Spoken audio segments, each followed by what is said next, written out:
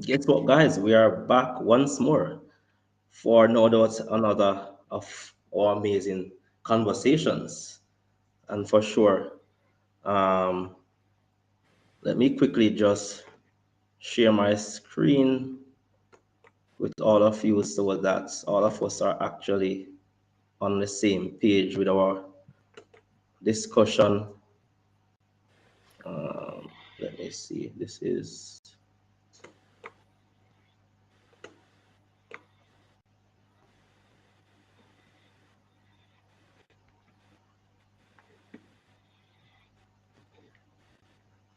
all right, let me just bring it. Okay. So there we go. All right, guys. So welcome to yet another in our mini series of conversations where we actually do our reviews on various articles involving cybersecurity and GRC related issues and articles, things that affect the industry on a whole. And for sure, the aim of doing this is for us to basically be more efficient as cybersecurity professionals within the industry to help organizations and businesses in their many operations in light of the risks that are associated with cybersecurity. And as we are looking on screen, so we're focusing on the importance or benefits of adopting a proactive, preventative, and risk-informed security risk management strategy within an organization. And this conversation will be based on two articles, pretty much what you're seeing on screen.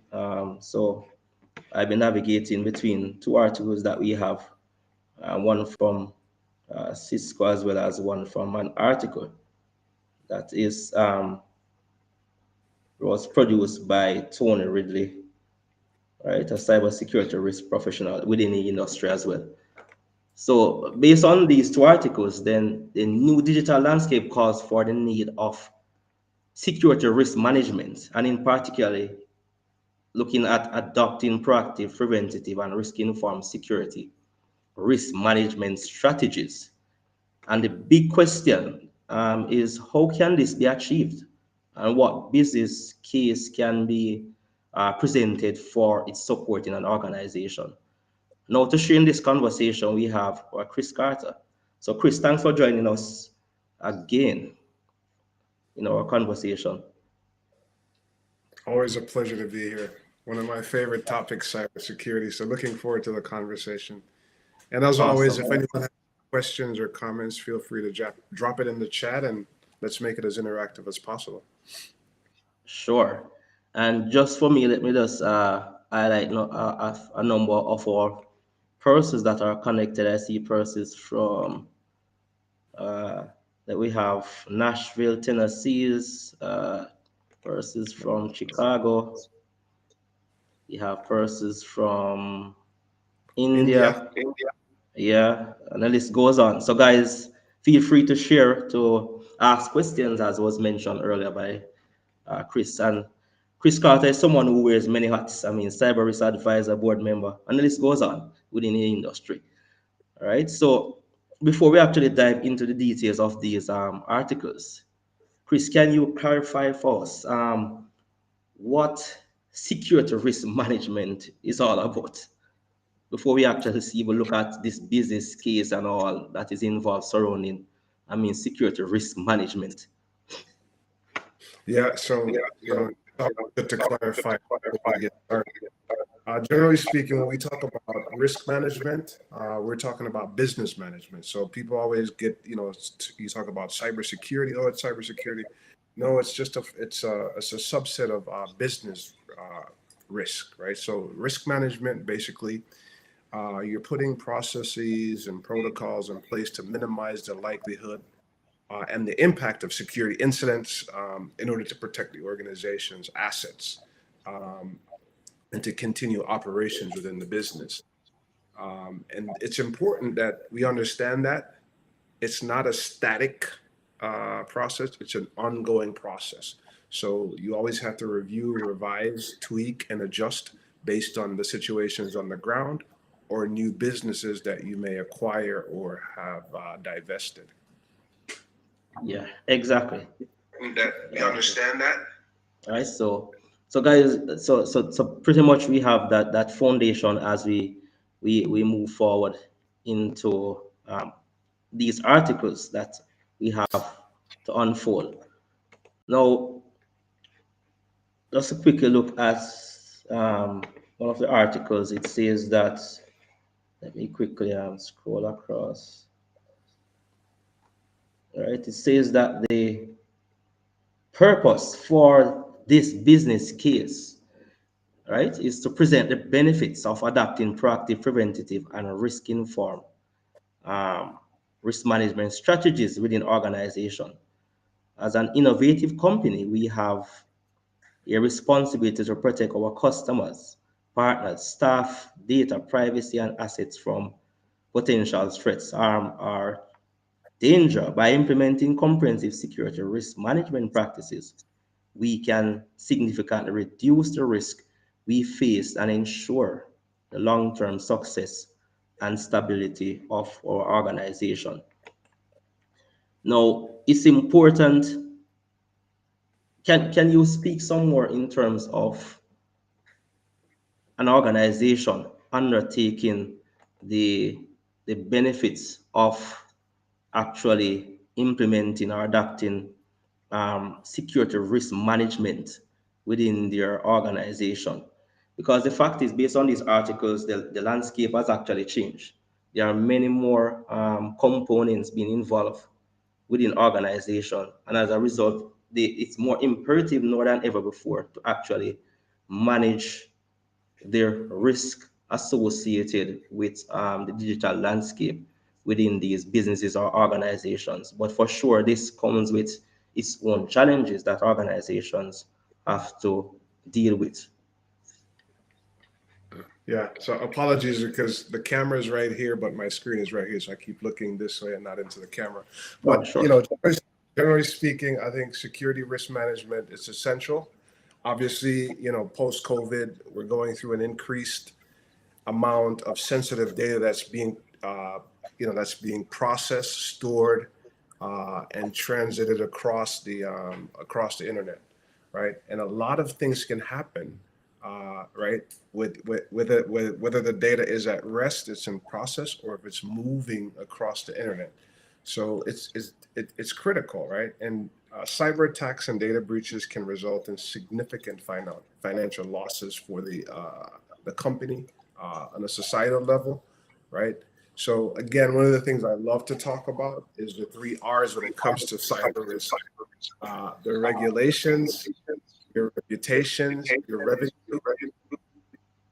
and your resilience. Those are four things that, from a cyber risk perspective, we have to manage judiciously. And I think the author, brilliant article, by the way, the author mentioned three of these. I would like to add resilience is also important because it's very important for you to be able to get back up and running and keep the business going, keep your customers satisfied, right? So you could make money, right? So I think to me that's why it's important in today's digital landscape, if you will. Yeah, exactly, for sure. So this in of itself, I mean, comes with its challenges. I mean, as it relates to actually risk, creating that business case for actually adapting cyber risk management within the organization. Now, I think the key question is how it is that you, as a cybersecurity professional, actually convince the executives or management to say that cyber risk is something that has to be treated from a managed perspective. It cannot be something that is just randomly or haphazardly dealt with. It has to be placed within the framework of a program. There has to be certain initiatives in place. There has to be um, a number of there has to be a number of resources in place to actually support the drive for this initiative. So for sure, as a professional, then you would have to have that business case, you would have to be able to show the benefits to be derived from actually establishing um, the risk management efforts within an organization. So, from your perspective, can you share in terms of if it is that you were to present to the executives or the leaders within the organization, how it is that you would actually drive this initiative in terms of the importance of actually um, having this business security risk management initiative within the organization? I think it's that's very interesting because a lot of times, boards have different personalities. You have people who come from different, you have the older lady who loves to bake cookies. You have the freshly retired CEO, or you have an existing CEO or a CISO of another organization. So I think the first thing I would do is I would try to understand their personalities and the language in which they speak, and then tailor my message to their personalities. In that process, things I would do. One, I would make sure I have a narrative, tell a story, right, of why it's important for us to treat the risk. And obviously, we would go through four processes of how the four different risk treatments, whether you want to, insure, you want to accept, you want to mitigate, right? Whichever process you choose, whichever treatment you choose, that would be the option. So I would lay out those options, and then we would obviously go through um, an assessment, right? So what is the best option? What is the return on investment? What is the cost versus benefit analysis? What is the likelihood and the impact of this specific risk? So how likely will this thing occur? And what will it cost if it occur? Whether again it's reputation, or if it's dollars, or if it's just the fact that we're going to have to answer to the regulators, or will we be able to be back up and running again? And then the final thing I would do is I would say, okay, now that we know what we know the cost, the benefit, the option, the likelihood, and the impact, then it would be, here's what it would cost us to get back to where we were before, or left off before the incident. So that would be my approach if I was going to describe step by step. But at the end of the day, the key thing to remember is the ability to effectively articulate the message in a succinct and an effective manner. Okay, sure. All right, so let us quickly look at just to see. 'Cause one of the things that we really want to do is to scrutinize and to see the details that are presented from this article to see as much that we can gain. And one of the backbone is the fact that, as was mentioned earlier, in today's rapidly evolving digital landscape, organizations are exposed to a growing number of cybersecurity threats, privacy risk, and vulnerabilities. And it goes on to say that failing to address these risks in a proactive and preventative manner can lead to significant consequences, right? Which I've actually mentioned: reputational damage, financial losses, and even legal liabilities, right? And the primary objective of implementing a proactive, preventative, and risk informed security risk management strategies are to protect the customers, the partners, right? Improve the overall security posture of the organization, and to minimize the risk of financial and reputational damage, foster a culture of security awareness and mitigation. Yeah. Now, So if you could, I'm going to interrupt you. And if you go back there again, I think an yes, easy way to remember it, like, so what I want the audience to do is walk away from this with the ability to, right, retain some of the content that we've talked about. So we see these 4 bullet points. And again, we talked about the 4 R's before: your reputation, your revenue, right? your resilience, and the regulatory environment. Easy to remember, 4 R's. So what did the author say here? We want to protect our customers, partners, staff, data, privacy, and assets from potential threats. That's the revenue piece, right? You could protect your customer, your revenue will be protected. And we want to improve the overall security posture of our organization. That's your resilience, your ability to recover as quickly as possible from an incident, or the likelihood to reduce the likelihood and the impact of an incident, right? So that's the resilience piece, and minimize the risk of financial and reputational damage. So he comes back here and he talks about your reputation, right? So all of these bullet points, they're words that, you walk away from this and you go take a nap or you drink a cup of coffee, you'll probably forget. But as a cybersecurity professional, the purpose of managing risk are the 4 R's. If you don't take anything from this conversation, take this with you, use it in interviews, use it when you're talking to your boss, when you're talking to the board. Very effective way of remembering the purpose of managing cybersecurity risk. So I want you to walk away with that, because it's a great way to effectively communicate your message when it comes to investment, divestment, or additional funding for running your program or getting your program to the maturity level at which you as the CISO or you as a cyber professional think it needs to be.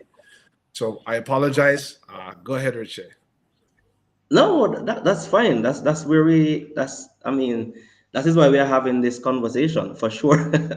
So having that interaction is great. So it's all about having fun at doing this, and also at the same time, I mean, being able to add that value to the community. As so, let us actually know there are a number of proposed strategies that can be used to achieve, these initiatives within the organization in terms of taking that proactive, preventative, and risk-informed security in terms of safeguarding the future of an organization. Now, can you share some further insights or light on this in terms of the proposed strategies for achieving this level of security resilience and within the organization? Yes, I think again, these are kind of things that happen after the fact. So when I talk about security, I like to use a framework, because then it's a common way for us to understand and communicate with each other. Looking at this again from the framework of NIST, the NIST cybersecurity framework, we talk about, right? We talk about the functions, the 5 functions, which is identify, protect, detect, respond, recover, right? You use that framework to measure those 5 pillars or those 5 functions. You use it to measure the maturity of your security program. So from this perspective, you look at the different strategies, you could fit those strategies within that framework, right? So conducting a regular threat analysis, right? That's really important, because that can fall into a lot of the different categories, right? You measure your ability to recover, right, and to maintain operations. That's part of it. You do it whether your threat analysis, right? You look at it. You could do it in the form of a pen test. You can do it in the form of a vulnerability test, right, which allows you to take early action to prevent potential damages within the organization. In the likely or in the unlikely event or the undesirable event that does happen, are you able to respond, right? Are you able to respond? Because now your protection mechanisms have fallen, right? So they bust through the door. Now that they're inside your house, are you able to still protect your asset, or at least mitigate the damage, right? So I see folks here from Tennessee and from Maryland and from all over the world. Most of you watch American movies. Think of the scene where, like, the bad guy breaks into the house, the homeowner pulls out a gun, right? He may have broken the door, but the homeowner is now at a point where she or he is protecting their family and their crown jewels within. So the burglar breaks. Do you have an alarm system that notifies the police?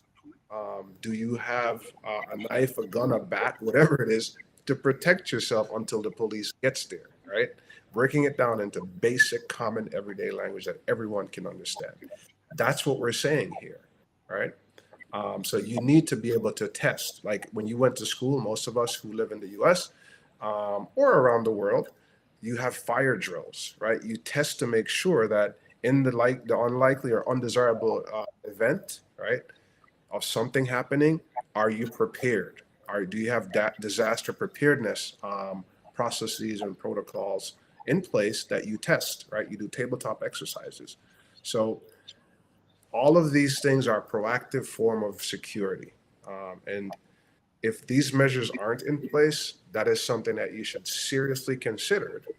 You should seriously consider if you're going to start your security program. So I'll stop there. I know we only have about 9 more minutes left for Che. Yeah, sure. So definitely, I mean, very valid points there. So all of this takes a strategic approach to accomplishing. So in light of the landscape that exists with the digital transformations, then it's a matter of being strategic in your approach. And as you have rightly said, and taking the various steps.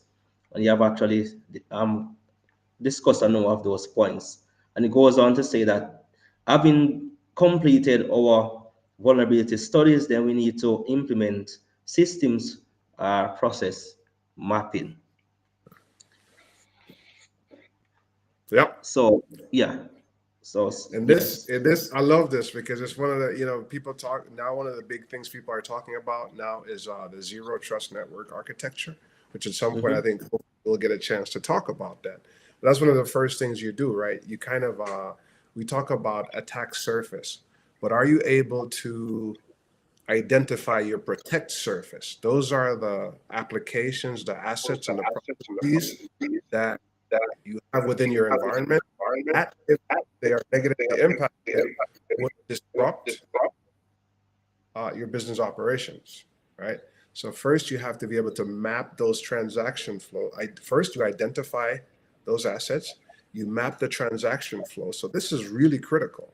Again, why? Because we're operating in a post-COVID world where you have people all over the world with devices traversing your network, right? Accessing data, accessing applications to interact with data, right? So what could possibly go wrong in that scenario? And this I think is key because you have to take a comprehensive approach, right? Where you're able to mitigate or prevent the damage. If you can't prevent, you should have mitigating controls in place, technical or procedures that will, again, minimize the damage once they've broken down the door or kicked through the wall, so to speak. Yeah, very, very good points there. Important as it relates to having this strategy. And it's all about taking those small steps in terms of actually building out these initiatives. And that's also a very important element in terms of that process mapping. And based on experience, many organizations which have actually worked along with, this is one of the things that is actually lacking in many occasions. For example, your data flow diagrams. I mean, how it is that those processes are actually in place, how it is what happens in terms of when data is collected, for example, within the sales or the marketing department, what happens, how it is that information flows from one point to the next through the system. And that is where those loopholes and those points of entry can actually exist for these various data breaches or risks to take place. So it's all about the strategies involved. So this is very important to develop and implement risk-informed policies and procedures. And for sure, guys, we're actually doing this so that you will definitely see where it is that we are going so that you can actually make notes. I mean, to actually see the process of what we are trying to achieve by doing this. So, Chris, share with us further on this point in terms of our the strategies that can be used to help to develop. Yeah, no, I was actually distracted because the last point there, you have invested in employee training and awareness. Everything that we're talking about, if we don't have proper employee awareness and education programs in place, the strategy means nothing, right? It's kind of like they say, if a tree falls in the forest and no one is there to hear it, doesn't really fall, right? You have a strategy, but you don't communicate it, or you keep it locked in a box. You might as well not have a strategy. So I think as comprehensive and as effective as your strategy is, the key to all of this is to ensure that the communication is put in place. There's proper training and education that's done, because if that's not the case, it will cause significant harm. Why? Because people always they tend to say, people are the weakest link. I don't think people are the weakest link. They're the most attacked vector, right? So if a person is involved, they're not angels, they're not robots. Uh, they're bound to make mistakes. That's why we're called humans, right? Humans are infallible at best. So therefore, uh, all of the strategy and the processes, we do our best to automate. What we can't automate, we educate, right? And we ensure that people can do their job, and the friction and the all these things that we have to learn, right? On top of doing our jobs, it becomes very cumbersome. And if we don't have the ability to do our jobs effectively, we're going to find ways around it, which will then introduce more risk into the environment.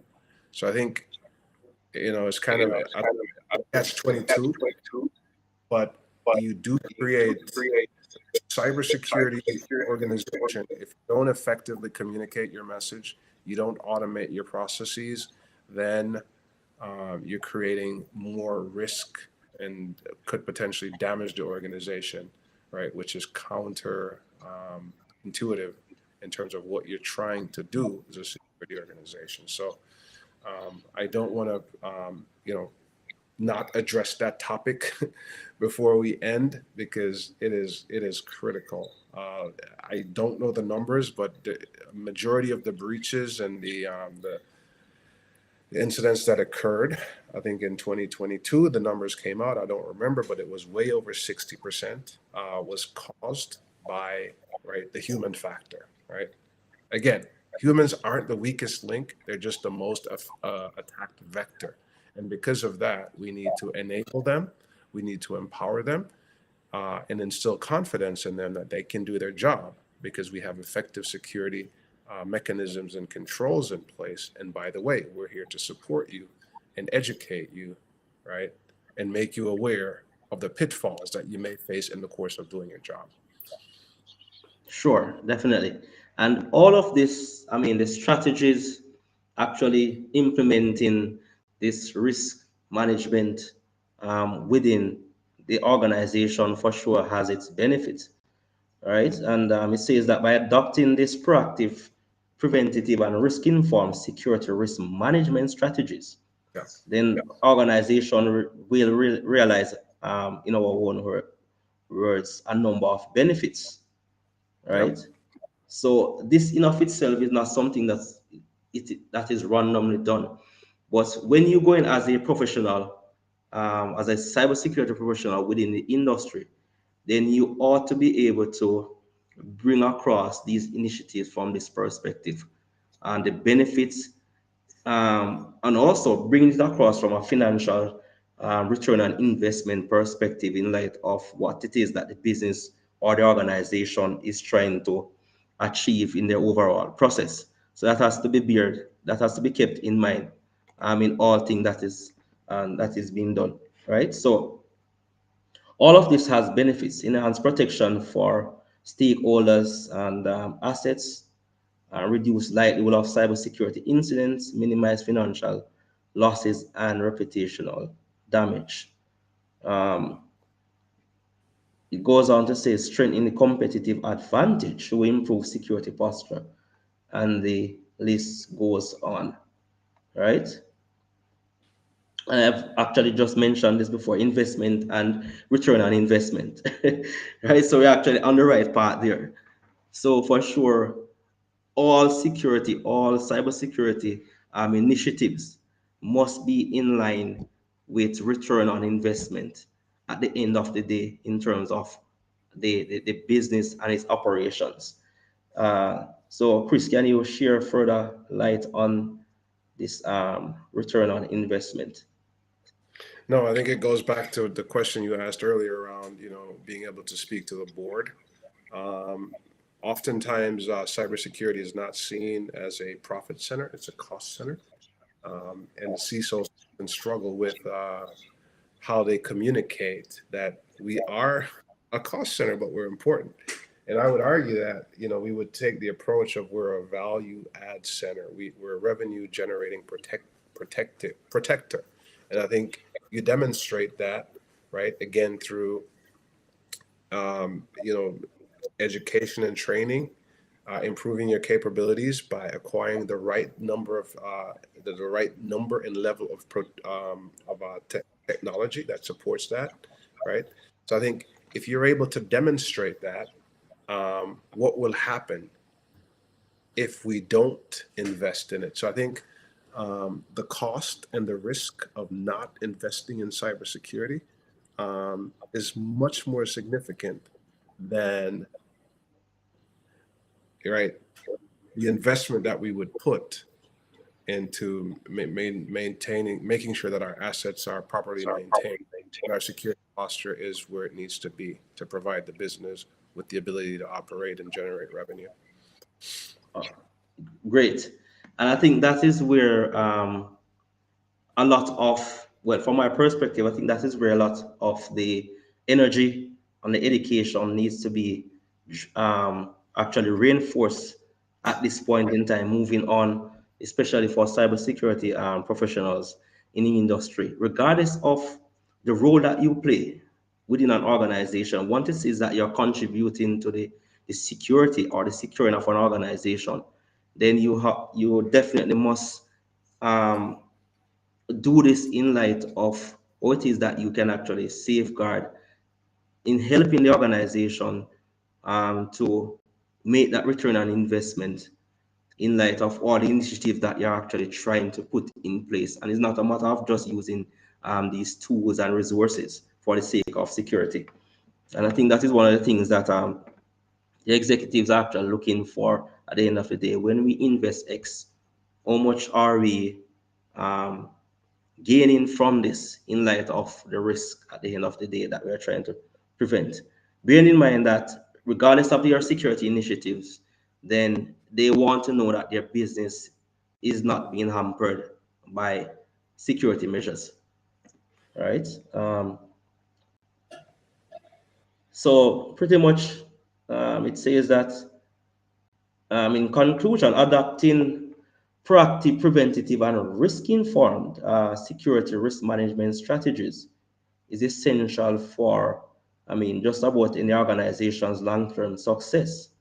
And by implementing the strategies that you have actually gone through, then we can better protect customers, partners, staff, data, privacy, and assets from potential threats, harm, or danger while strengthening the competitive advantage and ensuring compliance with regulatory requirements. The investment required for these initiatives will be more than offset by, which I've actually explained earlier. So those are the key points that one need to bear in mind as it relates to making that business case for security risk management efforts within the organization. And just a quick look at the final points. And this is just a Cisco article that supports security risk management, right? Just to point out a number of the important points from this article is the fact that the the article discusses the importance of security risk management in modern business environments And it argues that as organizations become more reliant on digital systems and data, they also become more vulnerable to cyber attacks and other security threats. And to address these risks, then from your article recommends implementing a robust security risk management strategy, which involves a number of things such as identifying and assessing the risk, developing a risk management plan, and also regularly monitoring and evaluating the effectiveness of the plan. So this is an ongoing initiative, which for sure has its challenges, but it is not impossible to achieve in terms of actually gaining management support. All right. So, guys, there we have it for yet another week in review, where we look at the business case involving security risk management within an organization. So, see you in the future reviews. So that is it for us, guys. Have a wonderful rest of day or wherever you are evening. Chris, it was a pleasure again having you on the CyberJA.